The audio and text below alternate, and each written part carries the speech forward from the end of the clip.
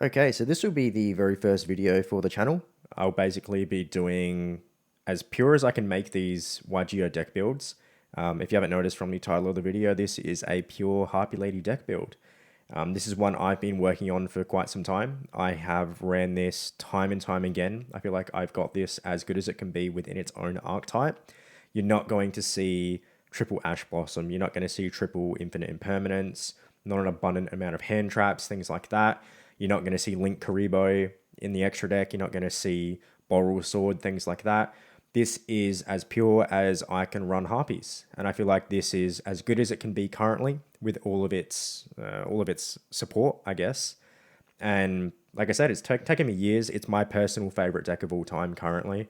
I adore it, and yeah, I guess I'll go into it and just talk about why I'm running certain cards and why I think you should run them at those ratios.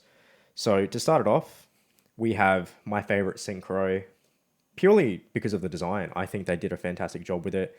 It's Cyber Slash Harpie Lady. This, I feel like it finally gave Harpies, I guess, a path or a proper win condition or control. Harpies have kind of always lacked something. They've had pretty decent support cards, but they've never had a boss monster really. Harpie Lady Sisters doesn't count. Harpie Lady's Pet Dragon, whatever it's called, I don't run it. I think it's useless. But Cyber Slash, I think, is really, really good. Basically, it's just a free bounce once per turn whenever anyone activates a spell or trap effect, and that's really, really good. I wish it was a monster effect, but I believe it's only spell and trap, so it's not as good as it can be, but it's still pretty damn good. Obviously, because we're running it pure, we're going to run it at 3, but it's a damn good card, and I think everyone should run it. The next one, a bit older, playset of Harpie Conductor. I'm just going to get this out of here. There's no freaking reason to have it in there.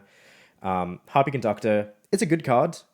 It allows a little bit of protection once per turn. It's not a great card, I'll be honest, but super easy to get out with just 2 materials. Speaking of which, actually, I should actually touch on it. With Cyber Slash Harpie Lady, we run just Harpie Ladies basically in the deck. So getting this out is such a breeze. You should never not be able to get this out with the way that I've built this deck. And that goes the same for Harpie Conductor. Harpie Conductor is such an easy card to get out if you need to. It's probably one of the better cards to end the board on in the extra monster zone. It's not going to be as important to get out as Cyber Slash Harpie Lady because being able to have some interruption during your opponent's turn is much more valuable than having one little bit of protection during your opponent's turn, sorry. So this is definitely much easier to get out, or just as easy to get out, but more important to get out. But Harpie Conductor does have synergy within the deck, mainly because you can destroy one of your own spells or traps, and there are cards in the deck where you want to do that. So it's not a bad card. It's definitely one you'd want to end your board on, but we run playset because it is, I guess, pure Harpies. The last one, which you've probably guessed it if you're familiar with Harpies, is a playset of Harpie's Pet Phantasmal Dragon. Now, I would say a year ago, I would have said Harpie's Pet Phantasmal Dragon was not as good as Harpie Conductor, but I actually think Harpie's Pet Phantasmal Dragon is a phenomenal card in the right situation. It's a bit situational, but it does 2 things very, very well. So while it has material, it essentially protects itself and every other Harpie monster you control from being targeted for battle or card effects, anything like that. It's a complete wall if you're running this deck pure. It's a phenomenal card to have in that regard, but it also has 2000 attack and can attack directly while it has material. So it could potentially, if it's on the field this long, can do 6,000 direct damage in 3 turns and make your monsters essentially untouchable. You know, obviously this isn't made to compete with Dragon Link or, completely meta Eldritch or Zodiac, but casually competitive, this actually has worked quite a few times. The only downside is it requires 3 level 4 Wind monsters.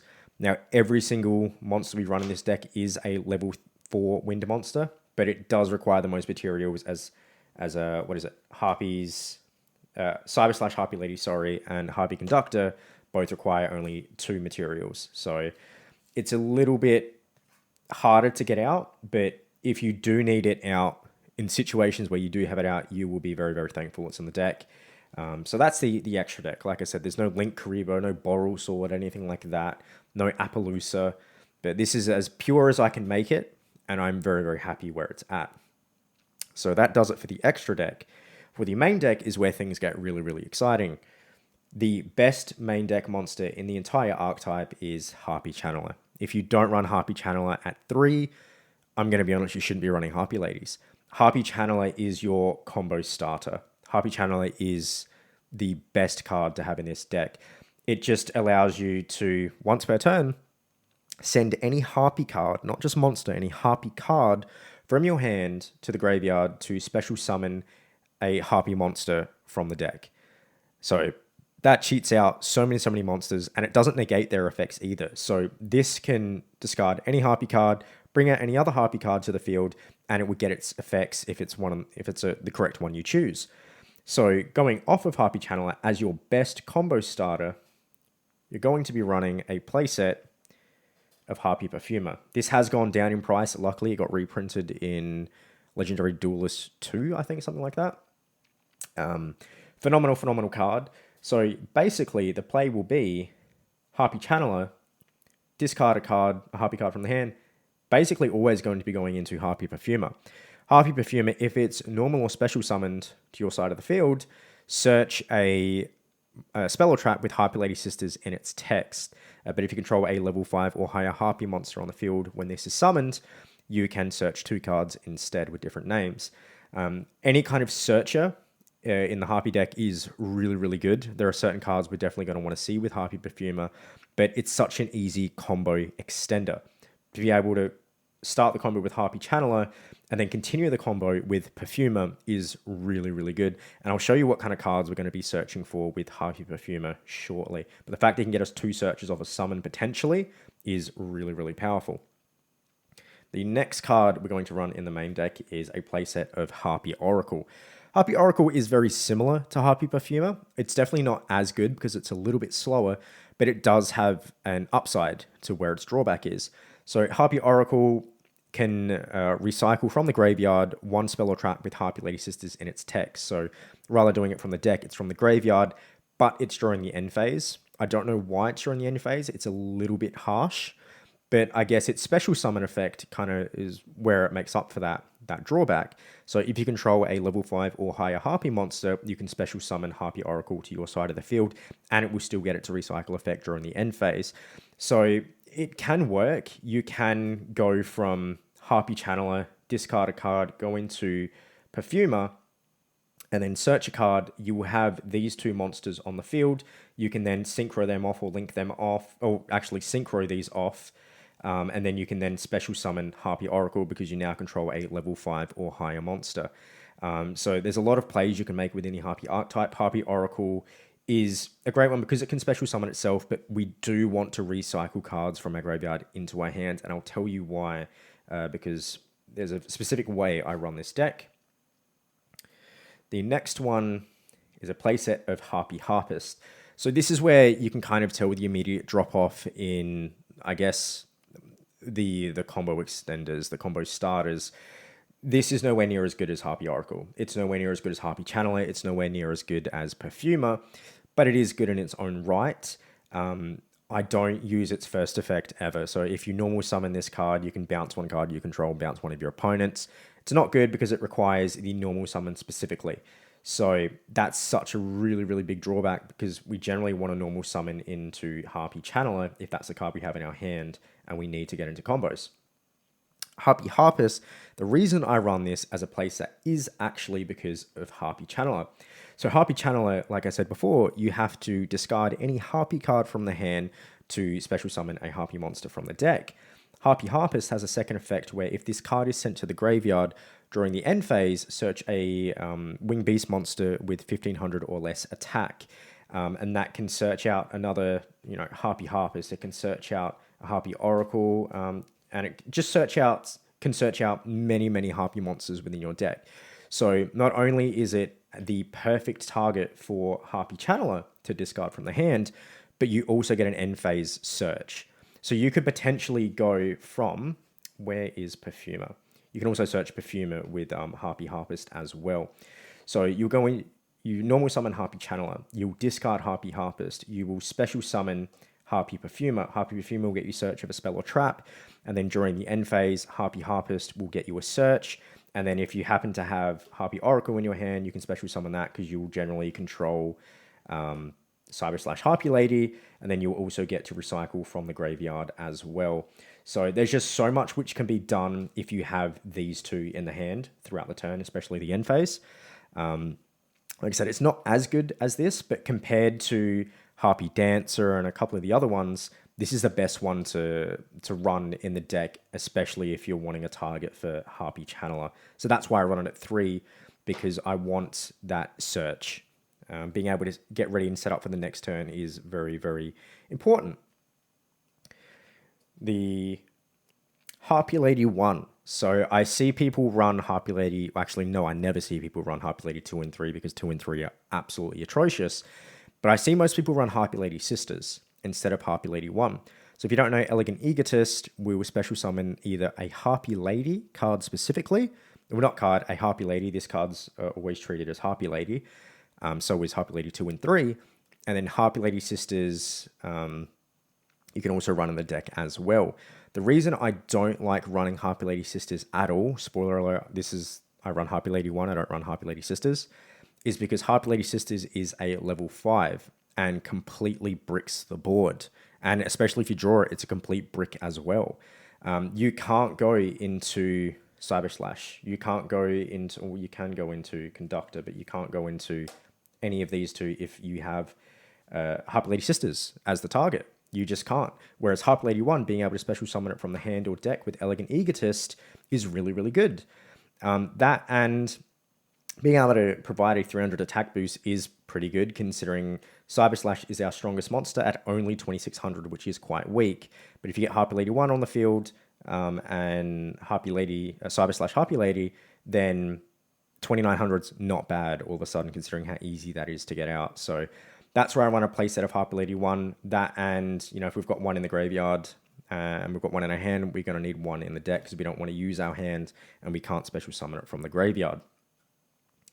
The last Harpie Lady monster, or I guess Harpie monster I should say, is Harpie's Pet Baby Dragon. So I don't run Harpie's Pet Dragon. I think Harpie's Pet Dragon, as it is an atrocious card. I don't see a reason to run it unless you're running it, I guess, impure, for lack of a better term, if you want to go into some rank 7 plays, something like that. The only reason I run this card is because of its third effect, where if you control 3 or more Harpie Ladies on the field, then you can destroy one card on the field once per turn. This deck inherently is not great at destroying cards and popping cards on the field. It's somewhat great at bouncing cards and protecting its own cards and whatnot, but it doesn't do a great job at destroying cards. And the one which I can cheat out of the deck, and I'll show you how shortly. Yes, you can do it with Harpie Channeler technically, but I don't think it's a good target for Channeler. I'll show you why I run this as 1. I never want to draw into it, ever, so I don't run 2 and 3, but I'll show you why later, why I run this at 1, so I'll pop that to the side. The last monster on the deck is Barrier Statue of Stormwinds. I think this is a fantastic card to end the board on. And much like Harpie's Pet Baby Dragon, there is a way to cheat this out of the deck to make it easier and more reliable to end the board on, and I'll show you why as well. So we'll get into the spells and traps. We've got 1 copy of Elegant Egotist. Most people run 3. I see a lot of people run 2. I don't often see people run 1. And the reason I only run 1 is because it's just not, I don't feel like it's a good option. I feel like it's a silly option to run, especially at 3. I think 2 works perfectly fine, but it specifically can only special summon Harpie Lady or Harpie Lady Sisters. Now, these are counted as Harpie Lady, while they're on the field or in the graveyard. That's fine.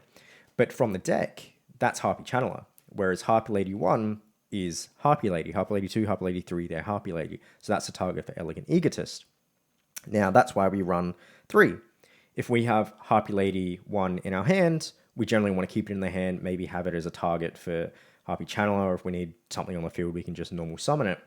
But if it's in the graveyard, say this is in the graveyard, we've now only got 2 options. This is in the hand. If we only ran 2 of these, this would be our only option. So lucky we run a playset. I think running a playset of Harpie Lady 1 is absolutely crucial. Then I run into an issue where if I run 3 of these, I've only got 3 targets. And that exhausts this very, very quick. There's only so many plays you can go into, especially if you're running this deck pure. So I think Elegant Egotist is absolutely perfect as a 1. And the main reason that is because of Hysteric Party. Hysteric Party is one of the best spells, if not the best spell in the entire deck. Basically, this searches Elegant Egotist to your hand from your deck or graveyard. So the fact that I can play Elegant Egotist, special summon Harpie Lady 1 from the deck, and then I can also activate Hysteric Sign, recycle Elegant Egotist from the graveyard, and it is not once per turn Elegant Egotist, so I can use it again to special summon another Harpie Lady 1 from the deck or hand, depending on where it is.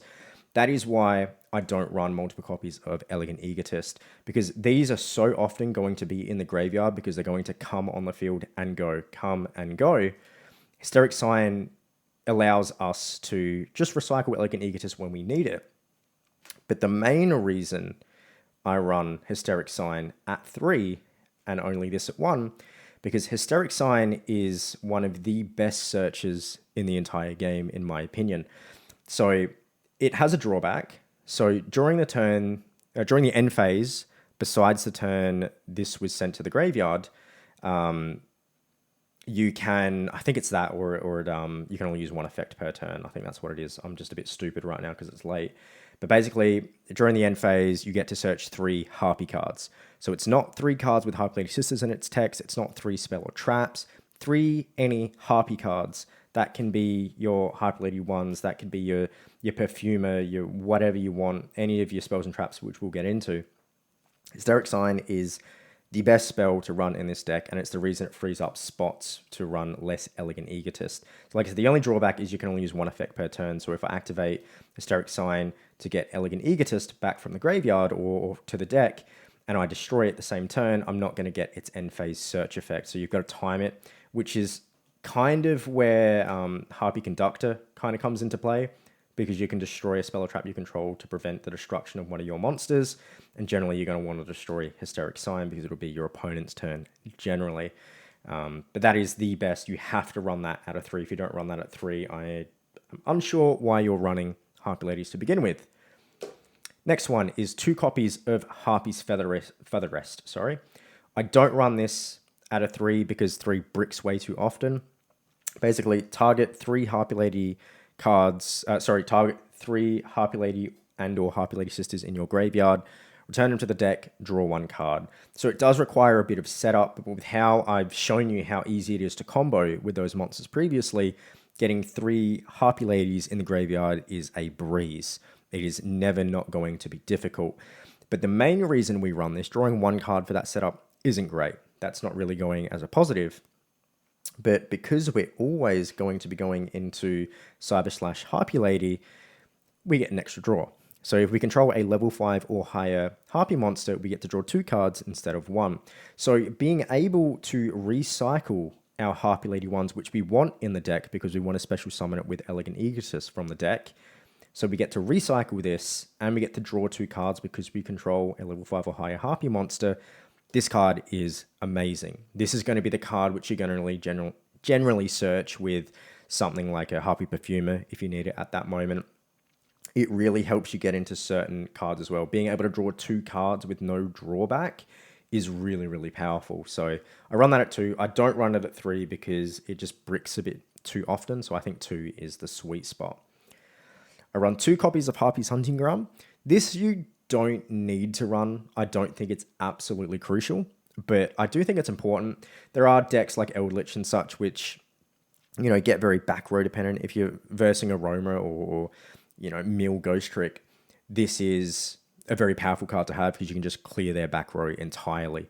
You can summon 1 Harpie Channeler and then all of a sudden you're going into combos that'll clear your entire opponent's back row. I just don't run it at 3 because I feel like it's just a wasted card to have if I draw into it too often. It's a card I want to search for in moments I need it. If I need to clear back row, I can almost always search for it. So I think 2 is great. It gives me the necessary ones. If 1's not enough, I've got a 2nd in the deck. But I think 2 is just a wasted slot. All right, with that out of the way, we will run a playset of Swallow's Nest. So Swallow's Nest technically isn't a Harpie card, but it's like it was made to keep Harpies consistent. Swallow's Nest, we target one face-up winged beast monster we control, tribute it, and special summon one winged beast monster with the same level and attribute from the deck. So it may not sound great just getting rid of one special summoning one, but it helps immensely with consistency. If we open with, say, Harpie Lady 1, we don't have Harpie Channeler, we can normal summon Harpie Lady 1, Swallow's Nest this away, send it to the graveyard, and bring in Harpie Channeler. All of a sudden, we can now go into our plays again. All we need is a Harpie Channeler on the field and we can start making plays. Swallow's Nest almost always guarantees that we'll have the right card on the field. Obviously, we get Ash Blossomed or something, that's a bit of a pain, but the fact that there is a card like this and a quick play as well, quick play is always going to come in handy at certain times. This is just in here for purely consistency. I have ran it at 2 previously. I think 2 is probably more of a sweet spot, but I feel like you can never really have enough. Swallow's Nest has just helped so much. I'll say it again and again. Its consistency is absolutely insane. I think it's really, really good to play Swallow's Nest at 3, purely just to make sure you get to the monsters that you need, like Harpie Channeler. Run 1 copy of Harpie's Feather Duster. It is no longer banned. It is limited at 1. The only reason I run this is because obviously it's a Harpie card, but it's searchable with Hysteric Sign. So Hysteric Sign, if you get its effect off, it has Harpie in the name. You can actually search this card in your deck. It's one of the only cards which can easily search this from the deck. So that's insane. We run 1. It's absolutely annoying. Destroy all spells and traps your opponent controls. It's just the Raigeki of the back row. Really, really good. No cost for it, but we can search it in this deck with Hysteric Sign, which is absolutely nuts. Last card. 1 copy of Raigeki, can never go wrong. It is basically this just for monsters. It's just destroy all monsters your opponent controls, no cost to you. Really, really good, limited. I'd run more if I could, but that's just good if you need to get rid of it. Considering Harpies aren't great at clearing board. Like I said, that's why we run 1 copy of Harpie's Pet Baby Dragon. Speaking of which, I actually completely glanced over it because I'm a big, dumb idiot. Part of the reason we run a playset of Swallow's Nest is because this here is a winged beast. This is not, we can't use that. But this, so basically, if we get an extra Harpie Lady on the field to end our board and we've got nothing to do with it, this is kind of useless on the field. Same thing with this, you don't want to leave this hanging on the field. Swallow's Nested out, bring out Barrier Statue of Stormwinds, so now neither player can special summon monsters at all unless they're wind monsters. So your opponent now needs to get rid of this before they can start making plays. Generally, there aren't going to be a lot of great main deck wind monsters. There are some, but not many wind decks are going to be very prominent. So this is always going to have to be the first obstacle they get rid of, which they absolutely can. It's very easy. There's no protection for itself. But the fact that you can cheat this out of the deck with Swallow's Nest, and all of a sudden it's one tiny obstacle your opponent needs to get over, it's really, really, really, really good. It comes in handy. And this is just, I don't even know why I left this to the side, just Harpie Channeler, something else, special summon this from the deck when you need it. That is it. I don't know why I gave you such a long build-up. Just a bit of an idiot. First, Jesus, it's just late, I guess. Harpie's Featherstorm, arguably the absolute best support card for any archetype in existence. This card is absolutely insane. If you don't run this at 3, and I know I've said this before, but if you don't run this at 3, don't run Harpies. This is an absolute must-have at 3 in the Harpie deck. So if you control a winged beast monster, negate all monster effects your opponent activates throughout the turn. That's all. It's not just on the field. They can't activate graveyard effects, hand effects, deck effects, on the field effects. Completely locks down everything. But the thing that makes this crazy is if you control a Harpie Lady, you can activate this from the hand. So this is kind of our infinite permanence on steroids. This is an absolutely insane card because I don't need to set this. If I've set this on the field, my opponent's going to think something's up. I can have this in the hand and activate it from the hand, and they'll completely ruin their plays. Their monster effects are shut down for the entire turn. This is absolutely nuts. I don't need to say much more about it. Run this at 3. You need to run this at 3. This is the most important card in the entire archetype. Then we're going to get into some more staples. I run a playset of Solemn Warning. You can run a playset of Solemn Strike. I think Strike's a little bit better, but it's a little bit more expensive. But just having 3 negates is really, really good. We don't have any cards costing us life points except Solemn Warning. So I just think a playset of Solemn Warning is never a bad idea, especially if you're playing a bit more casually competitive. I run 2 copies of Gozen Match. Gozen Match isn't the best card, but I feel like it works well. So each player can only control 1 attribute of monster. So as you've seen, every single monster in our main deck and extra deck is wind. So we don't see any drawback from this at all. The only reason why it's not the best card is because most archetypes are very similar. They're going to have Eldritch, for example, all light monsters. The only reason why this is good is not every archetype is all 1 attribute. There are some, like Furhire, for example. I don't know why I'm using that as an example, but it's just the first one that came to mind.